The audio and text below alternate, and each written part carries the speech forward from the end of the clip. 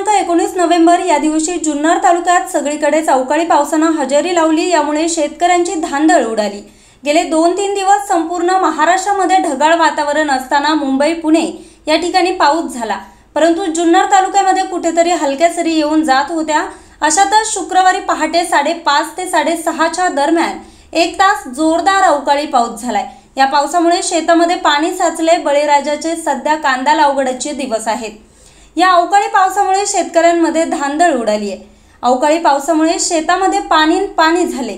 या अवकाळी पावसामुळे कांद्याच्या रोपांचेही नुकसान होण्याची शक्यता आहे। तसंच जुन्नर तालुक्यात झेंडू, शेवंती या फुलबागांचं सुद्धा नुकसान होणार आहे। पावसाचा फटका ऊस तोडणी कामगारांना सुद्धा बसलाय। सकाळी ऊस तोडण्यासाठी आलेल्या कामगारांना आपली बैलगाडी अशीच घेऊन माघारी फिरावे लागले। गेली 2 वर्ष कोरोना महामारी चालू असताना शेतकरी पूर्ण मेटाकुटीला आला असून या अवकाळी पावसाने शेतकऱ्यांचं कंबरडच मोडले। न्यूज रिपोर्टर भाऊसाहेब वायकर, आज 24 तास, ओझर।